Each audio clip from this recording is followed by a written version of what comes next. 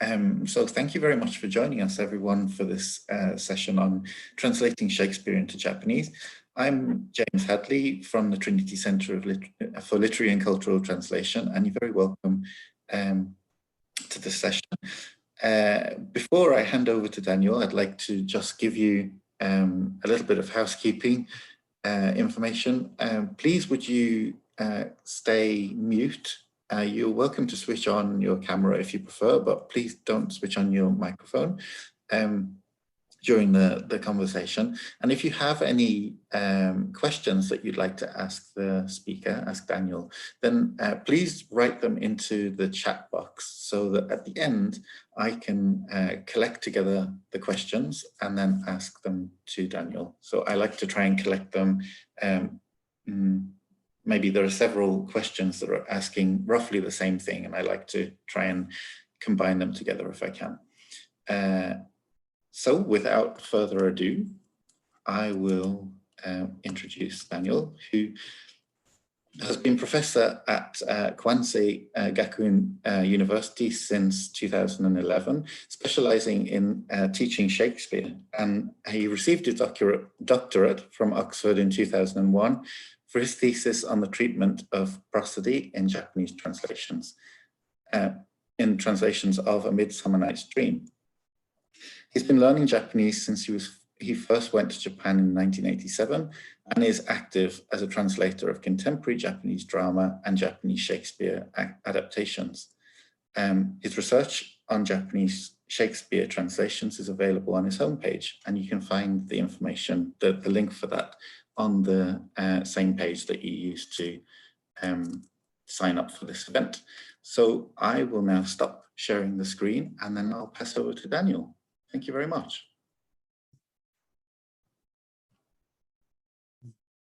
Okay, thank you very much, James, for your both your very kind invitation and your generous words. So today I'm going to talk about a man called Tsubouchi Shoyo, who was born in 1859, died in 1935, who was the first person to translate Shakespeare into Japanese and was a distinguished writer in his own right. So I want to talk mainly about Shoyo. He's always called Shoyo, which is actually his pen name. His birth name was Yuzo.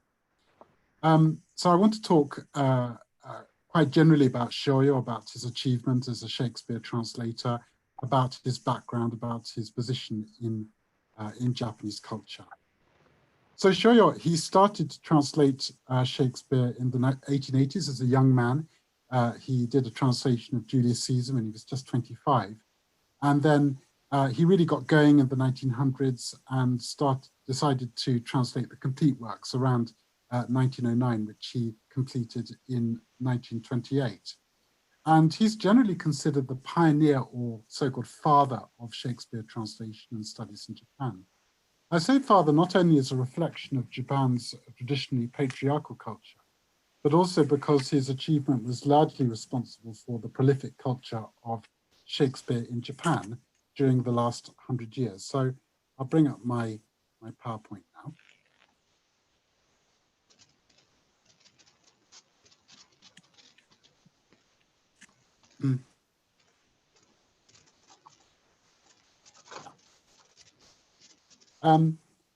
Hamlet has been translated into Japanese over 100 times. Odashima Yushi did a second translation of the complete works in the 1970s and 80s.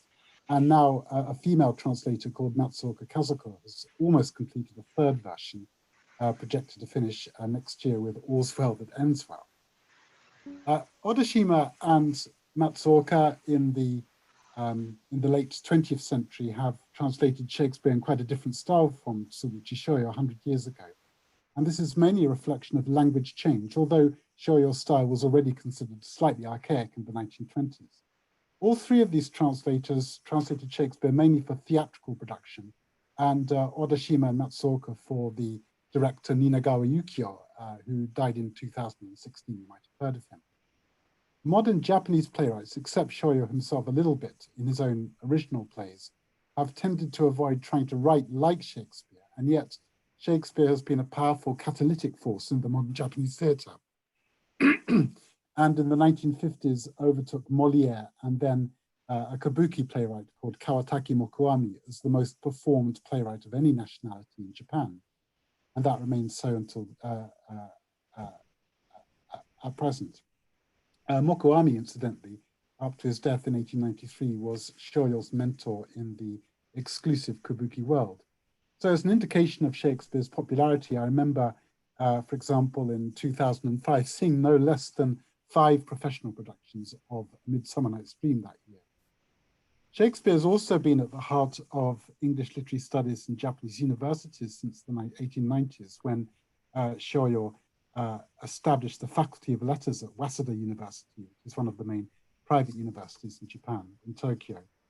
And because the theatre has long been a site of political subversion in Japan, even in the feudal era, the history of Shakespeare translation offers a keen reflection of the history of modern Japan.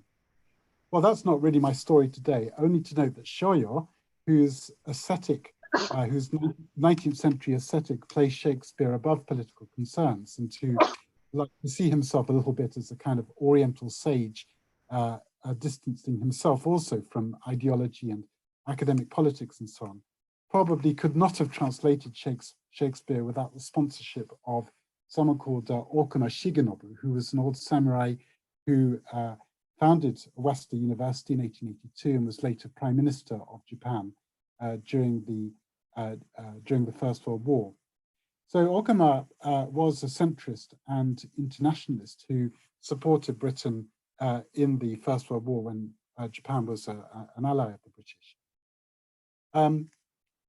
And so in order to understand where Shoyo comes from, it's useful to know a little bit about Okuma as well. When Shoyo was hired by Okuma to teach at Waseda, his initial brief was to teach English constitutional history, because that had actually been his major at Tokyo University, then called the Imperial University. But he was, his interests ever since, the reason he studied politics was because his family thought that he might get a career in the bureaucracy, but he was actually much more interested in literature and drama. His mother was his mother loved kabuki, and as a child he used to go and see the kabuki with his mother. This is right at the end of the feudal period. And in 1880, when Shoyo, he was just 21, he made his first attempt at literary translation. He translated part of Sir Walter Scott's The Bride of Lammermoor with a friend of his called Takada Sanai, who was later Minister of Education in the Okuma cabinet. So Shoyo, as a young man, he's a dilettante and issy, but also very serious, very hardworking, and oriented more towards the so-called English pragmatism of his mentor Okuma Shigenobu, rather than the continental idealism of contemporaries such as Mori Ogai, who's another of the great writers of the early modern, late 19th century, early 20th century in Japan. So Mori Ogai was sent to Berlin on a government scholarship in the 1880s, but Shoyo himself, he never had that chance. He never once left Japan to visit Britain or America, to see Shakespeare, to study Shakespeare there. His interest and his knowledge of Shakespeare, which certainly far exceeded any of his other contemporaries, was completely homegrown. But he also has this sort of dilettante side. He was his first job, in fact, was writing political lampoons for one of the new newspapers in Tokyo in the 1880s, and perhaps that set him up well for the task of literary translation. Shoyo's motivation for translating Shakespeare, it was pragmatic, utilitarian, and he also had an authoritarian streak. But he was living through a period of considerable political turbulence, the Meiji era, when Japan opened itself up to the outside world after 200 years of isolation, lasting from 1868 to 1912, was an era of extraordinary change in Japan, and certainly of political turbulence with revolts, assassinations, and so on. And for educated intellectuals like Shoyo, Shakespeare was definitely, and Shakespeare translation was seen as a moderating force, not only against the political movements within Japanese society, but also against Western hegemony, which was perceived as a constant threat. Shoyo tended to make a favorable contrast between the coherent dramaturgy and stylistic consistency of Shakespeare's plays, which could accommodate all human types or all things to all men, and what he saw as the illogical structures of his native drama and literature, especially kabuki, which too easily excluded those who offended against the overtly ideological morality of state Confucianism, whereas for Shoyo, Shakespeare seemed to offer a sort of gentler, more humanistic view. At the same time, his Shakespeare studies posed a potentially threatening alternative to the centrism of the Meiji Constitution, which was instituted in 1889, which guaranteed the emperor's person as sacred and inviolable. I mean, this is a problem for all Japanese writers up to 1945 and even since to some extent. That whatever figureheads that they put up is going to be standing against the emperor's person. And in fact, Shoyo himself was censored by the Ministry of Education for an elementary school reader in which he had written texts that appeared to question the emperor's status as a living deity. And by contrast, after Pearl Harbor, which was only 6 years after Shoyo's death in 1935, the study and performance of Shakespeare during the war was, of course, banned. So I'd like to talk now about some basic translation issues which inform Shoyo's work as a translator, as well as all the other translators who've come since. But my initial, as James indicated, my initial doctoral research was on actually comparing four different Shakespeare translators from four different eras. Shoyo from the beginning of the 20th century, someone called Fukuda Tsunyari from the 1950s, and then Adashima Yushi, whom I've mentioned, from the 1970s and 80s, and then the most recent one, Natsuki Kazuko. And when I started that research in 1997, I knew nothing about Shakespeare translation in Japan. And so, I was inevitably drawn to those questions that people ask about Shakespeare translation in any language, such as how the translators cope with the blank verse and what to do with all those puns. And I developed a view of Shakespeare translation, which I think is echoed, for example, in Shakespeare scholar Keenan Ryan's theory of Shakespeare's universality, as an act of continuity or fulfillment of Shakespeare's rhetoric. Translators respond to that rhetoric with their own rhetorical solutions. In the case of blank verse, it's basically impossible to write iambic pentameters in Japanese because Japanese prosody is based on irregular pitch accents rather than the kind of regular stresses which you have in English. And well, there are different options, one of which certainly is to use the syllabic meter of traditional Japanese poetry, which I'll be talking about later on, which of course sounds classical and is not necessarily an equivalent of the momentum of the Shakespearean line, but may in some cases be appropriate. But, and there are other options, using the sentence structure, the accentual contours of the phrase. And this is what I would call extrinsic prosody.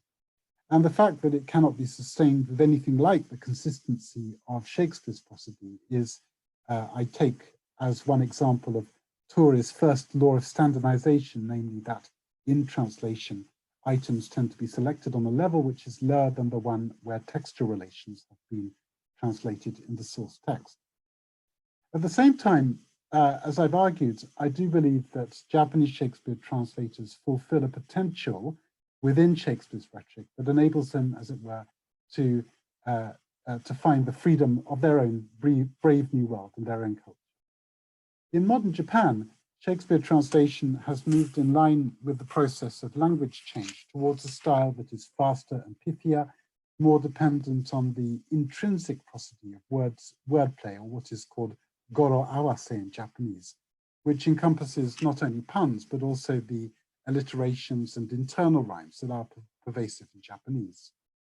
So against the 21 consonants in English, Japanese contains only one single consonant, the consonant n, and about 10 consonantal sounds that are always combined with vowels, ka, ga, and so on. So it's this narrow range of permutations that makes word and sound play both more feasible in Japanese Shakespeare translation and more discrete and pervasive. Of course, Shoyo's translations contain many wordplays, which are also essential to the most famous of the kabuki playwrights, Chikamatsu Monzaemon, who was operating between the late 17th and early 18th centuries.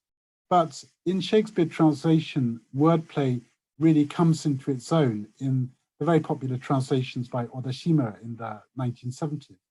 Now, Odashima's period is sometimes known as the Showa Genroku, the final 20 years of the reign of the Showa Emperor Hirohito, when the theatre and other arts flourished on the back of unprecedented economic growth. The original Genroku era is actually the era of Chikamatsu from 1688 to 1704, which is considered the kind of golden age of the Edo era, period of economic stability, and particularly associated with the establishment of kabuki and the puppet theatre.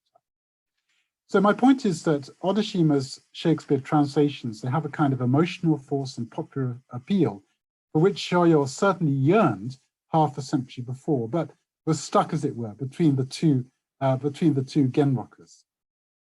There was a developing modern theatre in the Taisho era. This is 1922 to 26 when Shoyo did most of his translations, but the facilities were considerably less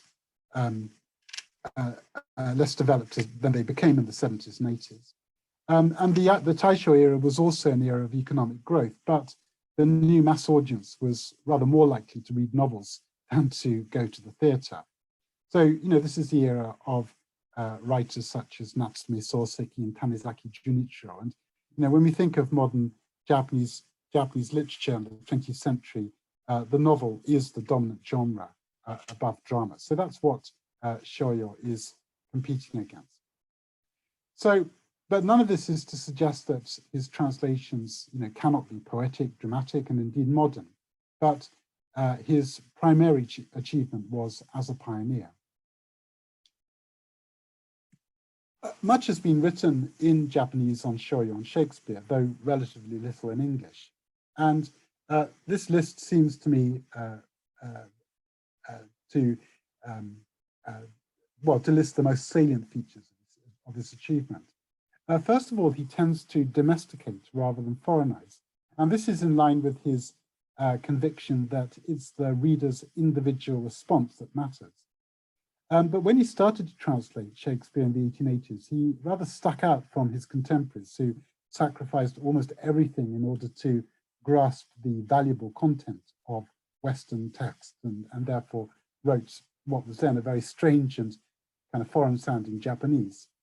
But this latter approach, it had one memorable consequence when a novelist called Futabate Shimei, who was actually the mentee of Shoyo, and he was a Russianist, he translated Turgenev, and he followed rather literally the sentence structure of Turgenev, and he applied what was then an unusual form of the Japanese continuous present, the tef form, which was very swiftly recognized as not only brilliant for translating Russian, but also very useful in the kind of developing colloquial style of Japanese. And it very quickly entered into mainstream usage and actually remains in use today when the other classical forms, which were still in use in the 1880s, have long been rendered archaic. But Shoyo, as a domesticator, he could make no such innovation, whether in his Shakespeare translations or elsewhere, although he is highly sensitive to the relationship between classical written and modern colloquial styles, even to the point of it becoming a metonym for the diversity of registers in Shakespeare's style. So the second feature is a likely effect of domestication, namely that Shoyo's translations are consciously theatrical. He always intended his translations for the theatre as the place where Shakespeare's dramaturgy would truly come alive. But this strategy puts great pressure on himself as translator to articulate his individual reader response in theatrical language. And this explains his reliance on kabuki stylization as an obvious resource, which is the third distinctive feature of his style. I need to go back, sorry. A fourth feature, which is also related to Shakespeare's domestication, is that he is rigorously comparative. In fact, with his other interests, he's also known as the father of comparative literature in Japan, as well as Shakespeare translation. Chikamatsu is the main reference, so Shoyo called him the Shakespeare of Japan. But he also refers throughout his writing, for example, in the forwards he wrote for his translations, which were issued in the 1910s and 20s.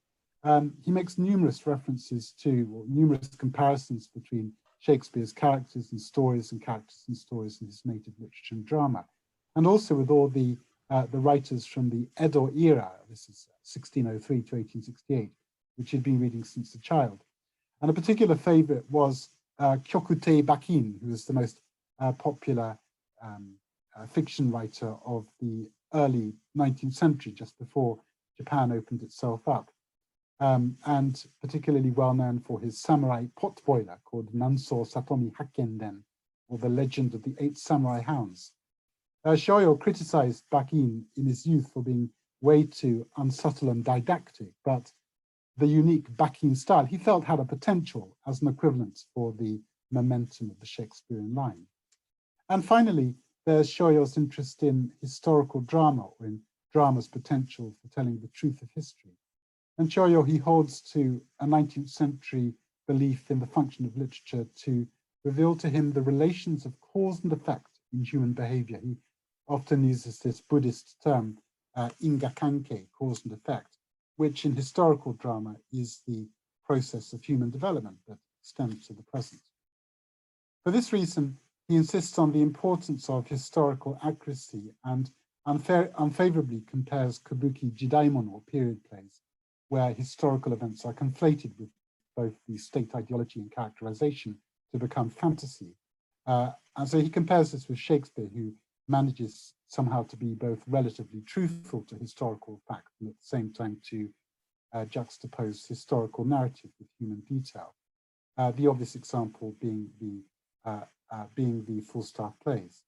So what this means for the translator is simply a sensitivity to the transitions between stylistic registers that is far less relevant to kabuki. So the point I'm trying to make is that in kabuki, the sort of generic divisions are arguably more clear-cut than in Shakespeare. You know, all of Shakespeare to some extent is tragicomedy, and there's this kind of endless mixing of genres which you find in Shakespeare, which is less the case in kabuki. There is a generic mixing in kabuki, but it's of a different kind. So anyway, Shoyo, he's influenced by kabuki style, and he does use kabuki style in his translations, but he's also very concerned that his Shakespeare translations should not be kabuki. He wants to create something new. So, so these are so what I've just been describing are, if you like, the 5 main features of his translating strategy. And Shoyo, he also divides the development of his development of his translating style into 5 stages, referring perhaps to the 5 acts of a Shakespeare play. So the first stage, and this is his debut Julius Caesar translation in 1884, which was in the classical style of jewelry puppet drama. And this was just before the great amalgamation of the classical written and colloquial languages. It's called the Genbun Ichi movement, which happened between sort of the mid-1880s through to about 1910, which was the most dramatic and radical change, I suppose, in the history of the Japanese language, when the written and the colloquial styles became one, so that Japanese people could, well, at least Japanese people of different classes within the hierarchy could finally understand what they were saying to each other. So the second stage in the 1890s, as Shoyo's knowledge of Shakespeare deepened, and he swings in the other direction, translating the first acts of Hamlet and Macbeth in what he calls as literal as possible a style. Now, this stage has a historical context of rising nationalism, and as he was later to recall, my vocabulary was cramped, losing the warmth and style of the original poetry, and even as plain writing sounded quite peculiar. But he was translating Shakespeare as an extension of his literary theories, and apart from a couple of outings in the 1890s to an expatriate theatre in Yokohama to see Shakespeare performed in English by British touring companies, he had at this stage little sense of how Shakespeare's characters might live and breathe upon a stage. As just now, I will quote from my translation of Shoyo's long essay on his Shakespeare translations, published in 1928, which is also available on my homepage. I don't want to go into any great detail in Shoyo's literary theories, except to note what is for Shoyo the very key influence of Edward Dowden, who was an Irish critic, actually an alumnus of Trinity College Dublin, and author of the highly influential Shakespeare, A Critical Study of His Mind and Art, 1875.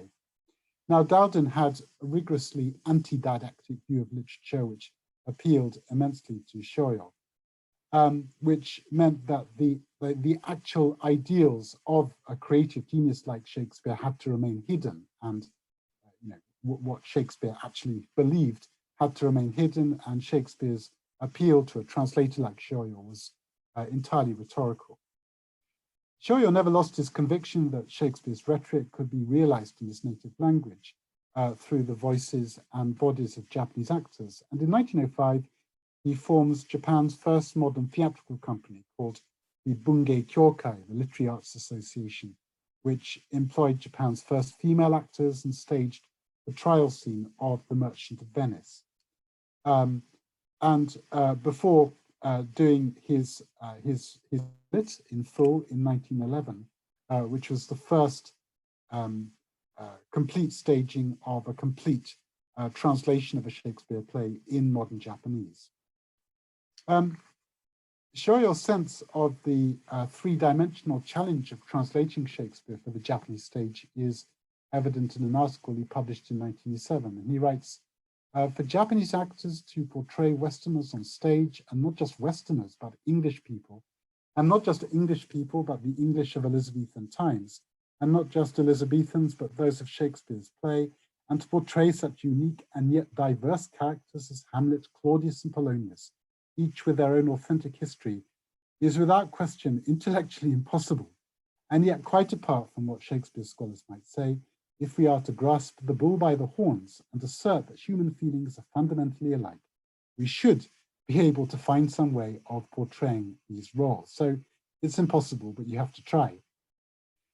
So, and this is what Shoyo does with sort of varying success in 1911. And he later admitted that as he started to direct Hamlet, a powerful awareness of what Shakespeare meant gradually dawned on me.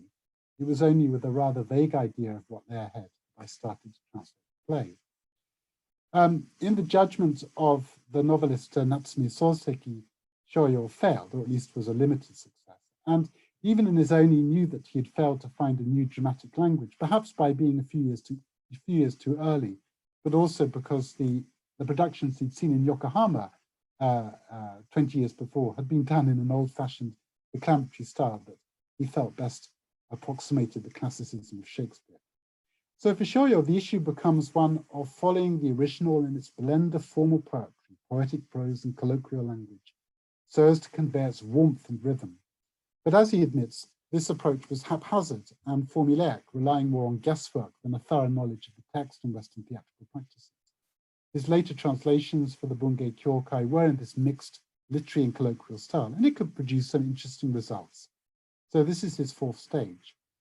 Shoyo's final translation in this mixed style was that of Julius Caesar in 1913, but then the Bungei Kyokai was dissolved, actually due to the lead actor having an affair with the lead actress. In 1913, Shoyo enters his fifth stage, in which the remaining plays were translated in a more uniformly contemporary colloquial style, starting with the ones which were of greatest interest to him: The Merchant of Venice in 1914, The Tempest, Antony and Cleopatra, and A Midsummer Night's Dream in 1915, Macbeth in 1916, Measure for Measure, The Winter's Tale and Richard III in 1918, the two parts of Henry IV in 1919, and As You Like It and The Taming of the Shrew in 1920. Shoyo's reason for becoming more colloquial was that he came to regard his earlier hybridization of literary and colloquial styles as an unrealistic analogy of Shakespeare's own blend of poetry, prose, and colloquial language. And he concludes optimistically that the natural and contemporary feel of the spoken Japanese of today recalls the unchanging naturalness of Shakespeare's works. Shoyo's view of the contemporary languages that had developed by the 1920s as a vehicle for Shakespeare translation was inevitably somewhat divided. I mean, he was brought up at the end of the feudal Edo era, and the language which he learned as a child, the classical style, was had almost become redundant, obsolete by the 1920s. And so he tends to be rather critical of the new sort of modern middle-class Japanese of 1920s Tokyo, which he calls impoverished. But this is the dialect which will gradually be accepted as Hyojungo, or standard Japanese, which is in use today.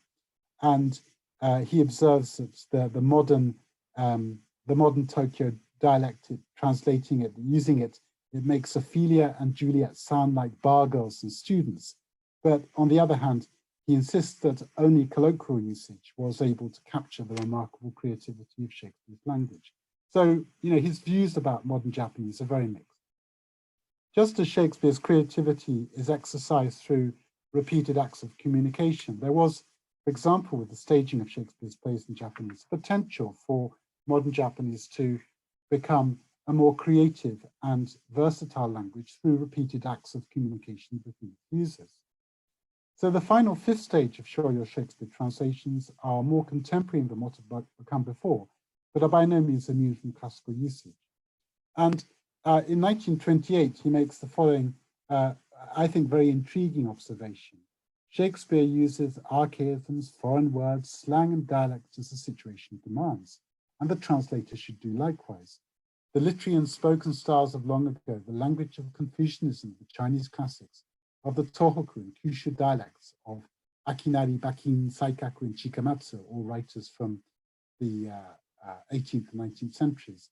These should all be exploited in an approximation of Shakespeare's dually refined and popular language. Unless one does this, one cannot hope to capture even 1/10,000th of the play's original spirit. Shoyo is a great one for hyperbole. In contrast to the more formulaic approach of his earlier periods, Shoyo envisages a rather fluid movement between the contemporary and the classical, which he contrasts with official attempts at the time to standardize usage with the system of textbook authorization. Above all, he's motivated by what he calls the warmth, or jomi, and rhythm, or chomi, of Shakespeare's language, which therefore become the two poles of his translating style. What Shoyo liked about the contemporary language was simply that it enabled him to write translations that were, as he puts it, strikingly rhythmical. And this says something of the progress made in reforming the language over the previous 40 years, not to mention free verse poets such as Hagiwara Sakutaro to develop a fluent modern style. Where a literary style was more appropriate was where, as he puts it, Shakespeare's structures are controlled more by grammar. So despite his personal pessimism, Shoyo Shakespeare translations were well received within his lifetime. The 1911 so-called Kabuki Hamlet was a theatrical sensation. His translations are bestsellers. And in the new age of jazz and cinema, made him something of an academic superstar. And there's a story when he gave his farewell lecture in 1928, an audience of 1,600 crowded into the lecture hall at Waseda to hear him talk about King Lear. And by the 1960s, almost all his translations have been staged by professional and amateur groups. In 1919, the translations were published in a single bilingual volume called The Shakespeare, and their style is still admired for its classical beauty. But since 1960, they've fallen rather rapidly out of use in the theatre with the emergence of more modern translations. So Shoyo, he has a number of techniques for reproducing the illusion of depth that he finds in Shakespeare. Above all, he admires the diversity of Shakespeare's vocabulary and Shakespeare's ability to match style with character, observing that Shakespeare's pen delves into the heart of all things, and yet he is also skilled at mixing these styles, at weaving them together poetically, musically, and mellifluously, above all in a way that is pleasing to be heard. Shoyo, of course, also desires to translate Shakespeare in a way that is pleasing to be heard, and despairing that his modern language is not up to the task, hopes that the relative strangeness of his style will be equal to the foreignness of Shakespeare's language. So among his techniques, I would include archaism, syllabic meter, phonetic glossing, key wording, and of course, internal rhyme and wordplay. So finally, I'd like to just give a few examples of his style. So I've now read most of Shoyo's Shakespeare translations, and one thing you notice is that he does tend to repeat certain key words, all of them rather ordinary items, but which stand out from his more arcane lexical choices.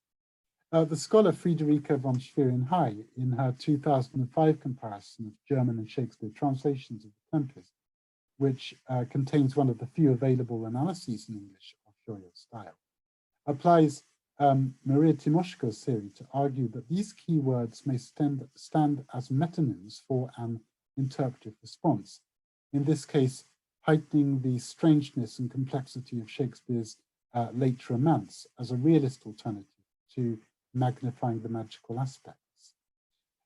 She too notes the theatricality of Shoyo's style, noting how in his version exteriority is heightened, the utterances are extremely speaker-bound.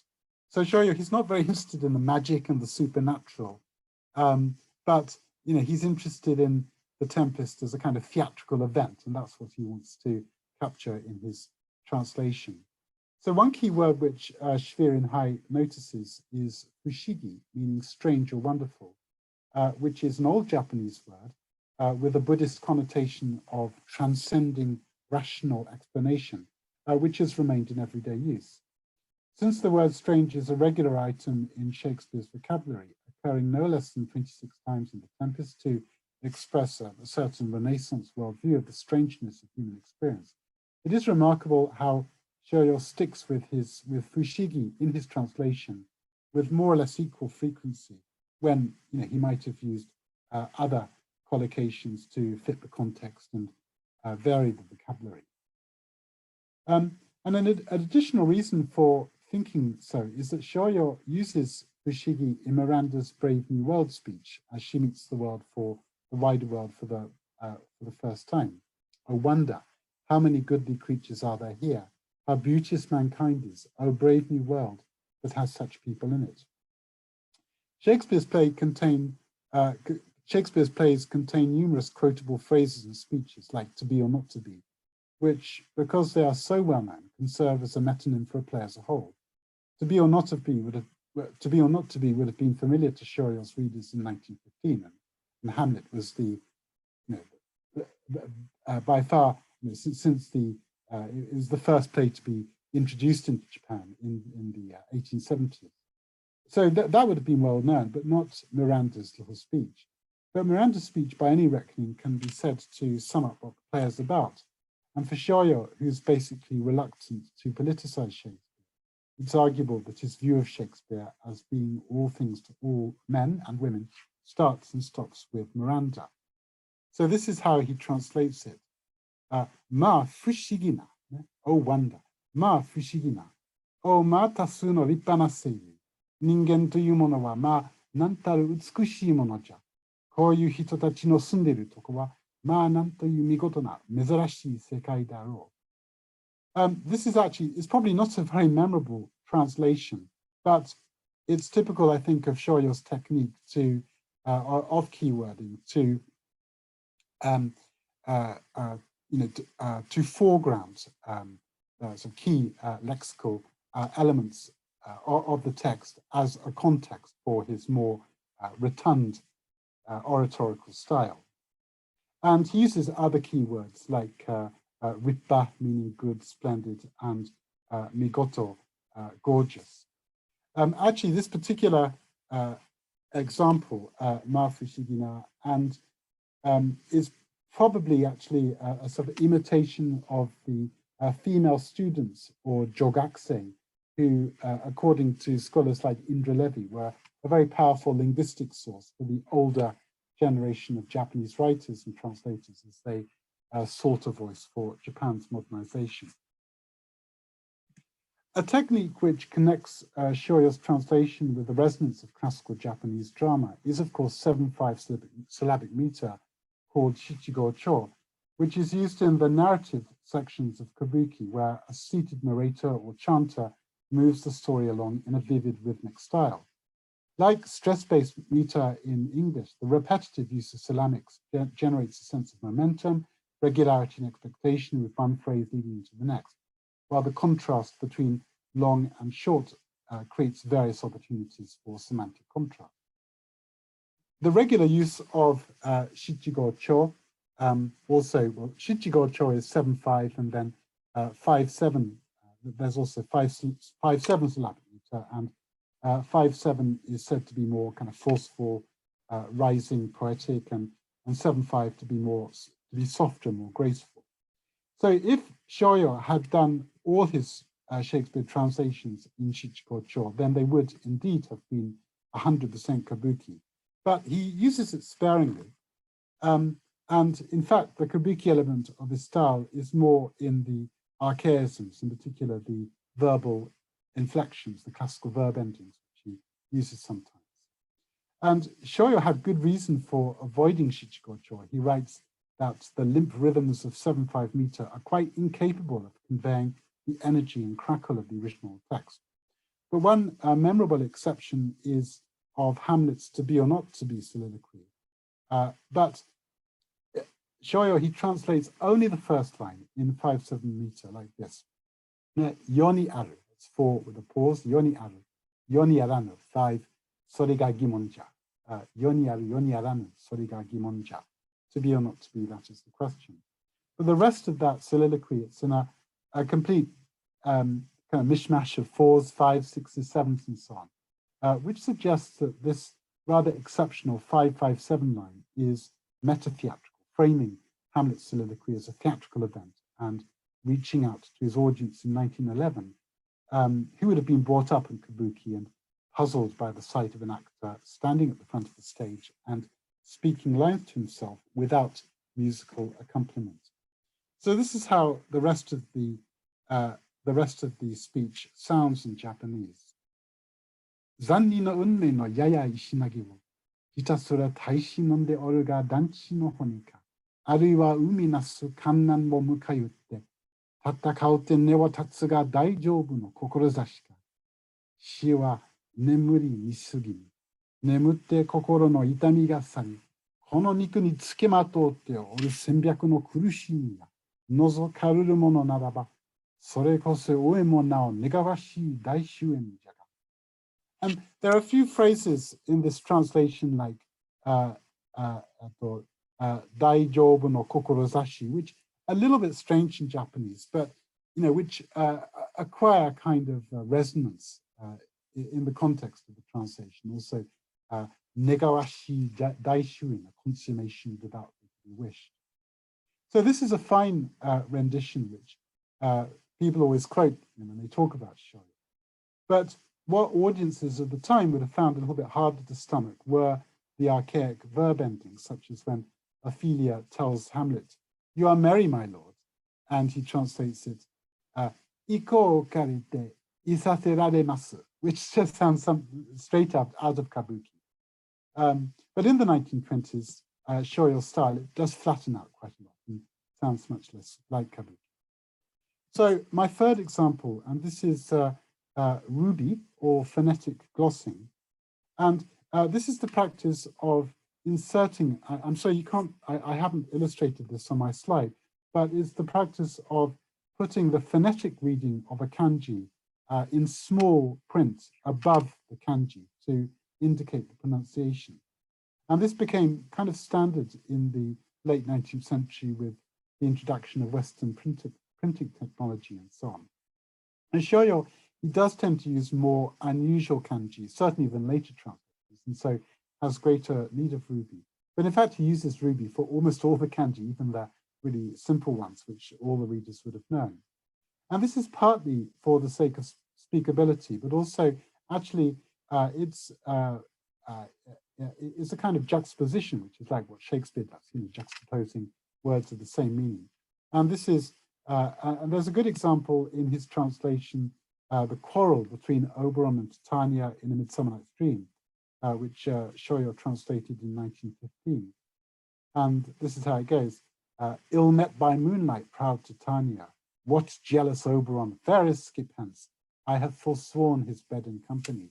Harry, rash wanton, am not I thy lord? Then I must be thy lady. And Shoyo, he uses a number of rather interesting Ruby in his Japanese version. I'll just quickly read the Japanese translation. Kenchikiya-san, warui tokoro de atta ne tsuki yori. Nan deshite yakkami-ya-san. Sudamara, sassato otobi, watashi no hito to wa keshite issho ni nettari yasondari wa shinai hazu dakara. Nachina mukou mizu no itazora mono. Ware wa omai no tono-sama janai ka? Ja watashi wa omai no okusama de nakucha naranai wake. So the kanji for proud, proud Titania, is written sondai, which is one of several collocations for pride. But the phonetic reading is kenchikiya, which means something all different, an opinionated person. And in reply, Tanya calls her husband yakkamiya, which is written shittoya, a jealous person, but read yakkamiya. And this echoes with yakimochi, which means a jealous husband. And then we also have yosei, fairy. So it's written yosei, but the Ruby is read Sudama, which is a kind of a shape-shifting river mountain spirit, which sort of locates the translation in Chinese mythology and Japanese folklore. And then finally, Oberon, he calls his wife rash wanton, and this is translated mukou-mizu itazora mono. So mukou-mizu means not looking where you're going, and itazura is the standard word for mischief maker. But itazura is written like this, into, which means degenerate or debauched, but read itazura, mischief maker. And both of these words, into, they have the water radical, and this again connects them with the, the river spirits, and the fairies and so on, which we've been talking about. Okay, I better come to the end of my lecture now, just a very brief conclusion. Shoyo's strategy from the start is domestication, but what he finds as he goes ever deeper into Shakespeare is a version of the language that is inevitably at one remove from how it is developed by the time of his middle age in the Taisho era. So, Shoyo starts translating Shakespeare just before the beginning of the Genbu Nichi, of language reform, and the way that his style has developed is in a slightly different direction from how from the process of language and reform. For Shoyo and his contemporaries, Shakespeare offered a remarkable escape from the parochialism of his native culture.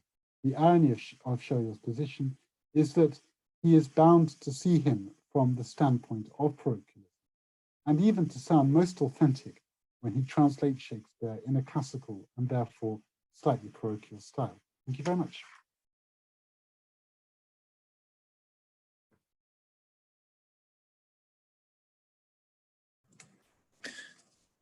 Thank you, Daniel. That was very, very impressive. Thank you. And what was especially impressive for me watching the chat is that people were asking questions which you then went on to answer almost immediately, even though you were not seeing the questions, which is quite amazing.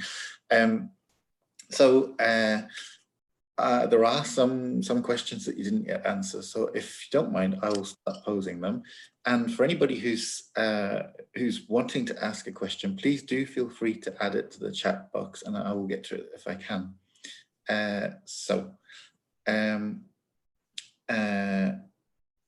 The first question asks, what was the name again of the Irish person that you mentioned early on, who was an alumnus of Trinity? Edward Dowden, or Dowden, Edward Dowden. Thank you. D-E-O-W-D-E-N. Thank you. And then someone asks, from what I understand, Shoyo never actually watched an English Shakespeare play in English.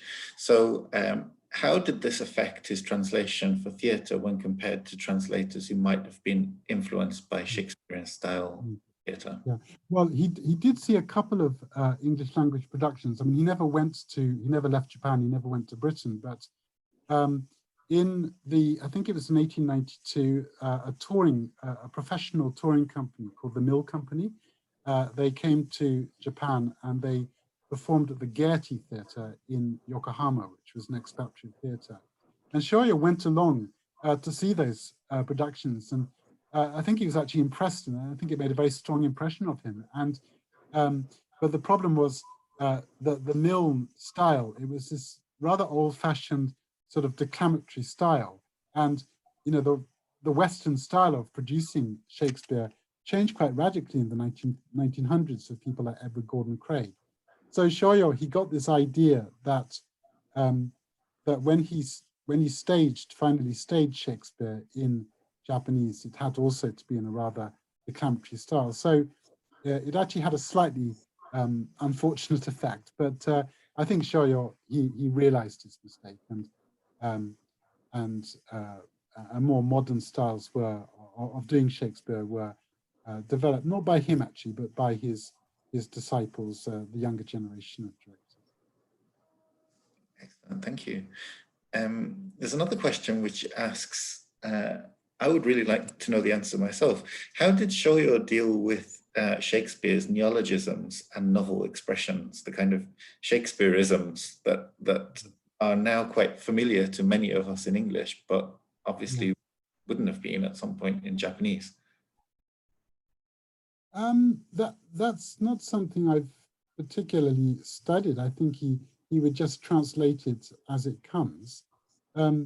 He is quite, not as much as a contemporary translator, but he's generally sensitive to subtext, which is impressive because most of the time he was translating Shakespeare without having seen productions and just simply using the English editions which were available to him, which possibly were not always of complete help to him. But he's a good reader of Shakespeare, so he would just translate neologisms as they come. The puns, he will quite often pick up puns and translate them as puns, which is relatively easy to do in Japanese. And there's a linked question actually to this, which is asking whether any of his translations have now kind of gained currency in Japanese. Like, are any of the neologisms that he translated or that he used, have they kind of gained a life of their own? I'm not sure. Japanese people are fascinated by Shakespeare's sayings, and you can go into Japanese bookshops and buy little books which are full of Shakespeare's famous phrases like there's a tide in the affairs of men and things like that. And it's certainly one way that Japanese people study Shakespeare, I think. And the extent to which they're known in Shoyo's translations, I'm not sure about. They certainly would have been known among the older generation. When I first started studying Shakespeare translation in the late 1990s, and I did meet a a number of the older generation, I think the oldest of whom was born in 1912, and so would have, I think he'd been to Shoyo's lectures as a student. So, you know, he'd have grown up using, he'd have grown up learning his Shakespeare from Shoyo's translations. But I think the younger generation are probably less aware of Shakespeare. I think that the To Be or Not to Be is quite famous because Shoyo translated it twice, once in 1909, and then right at the end of his life in 1933, he revised his translation. And he wasn't very happy with how he had translated To Be or Not to Be the first time. It was, how does it go? Nagaraeru, nagaraen ka sore ga gimon ja, which sounds very, very classical. So the 1933 version is Yoniaru Yoniaranu, which is quite a bit more modern and also more rhythmic and speakable. So yeah, that kind of, that's one example of a Shoyo translation which might possibly still be known among the younger generation of Shakespeareans. I'm not sure.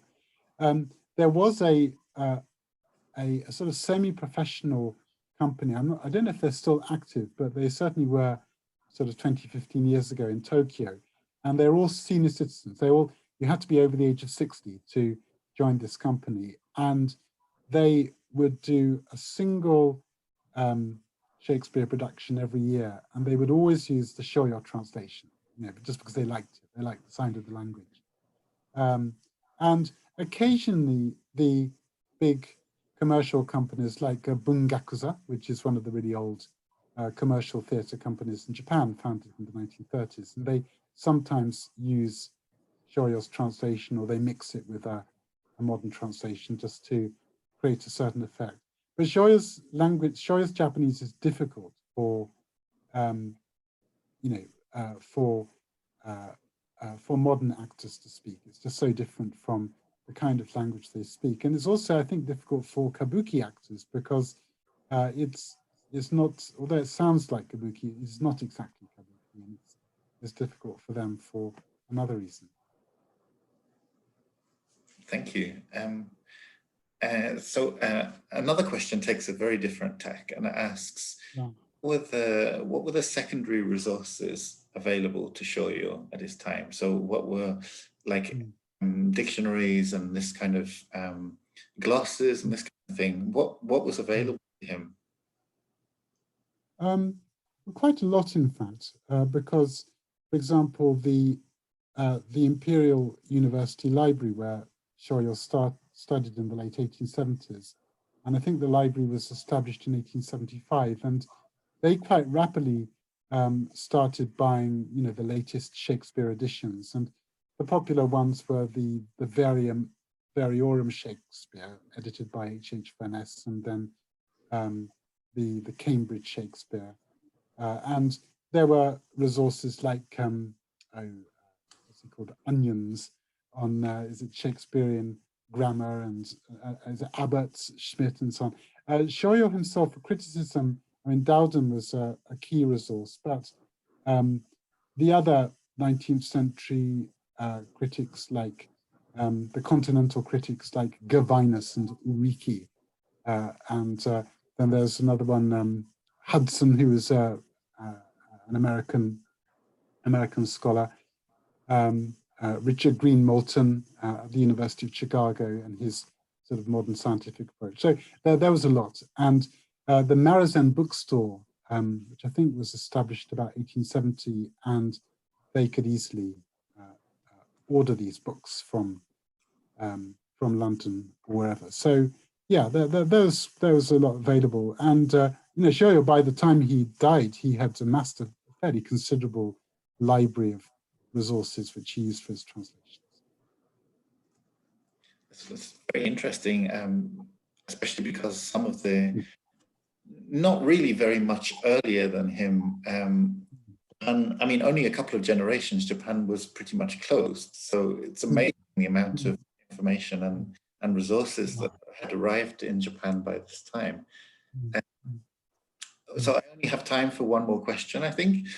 So I'm going to pick the one that's asking about Kurosawa's Japanese adaptations. The person is asking whether these were inspired by Shoyo's translations and whether the language followed similar patterns and styles. Yeah. It's sometimes since I've seen Kurosawa's adaptation in Japanese. I have seen it, but when Kurosawa adapted Macbeth for Throne of Blood, Kumonosujo, then he couldn't read the English very well, and yes, he read Shoyo's translation. That was his initial resource, but then he adapted it in his own way, and I don't think that Kurosawa particularly uses the language of Shoyo's translation. It was just to understand the story, to pick up the story. And then Ran, King Lear, comes much later, and that's in the 1880s. And so I guess that Kurosawa would have looked at one of the modern versions. Thank you so much, Daniel. And it's been really, really interesting for me. And people in books are also saying thank you so much. They've learned a huge amount. So if you've enjoyed this event, to those of you who are listening, please do join us for future events. We do this kind of thing often. And if you really enjoyed it, then you can now become a friend of the Centre and you get to hear about these events early. So I'm just posting a link into the chat box now, which would allow you to find out more about how to do that. And so once again, I'd like to thank Daniel for his amazing speech. And I'll look forward to seeing you again soon, I hope. Thank you very much.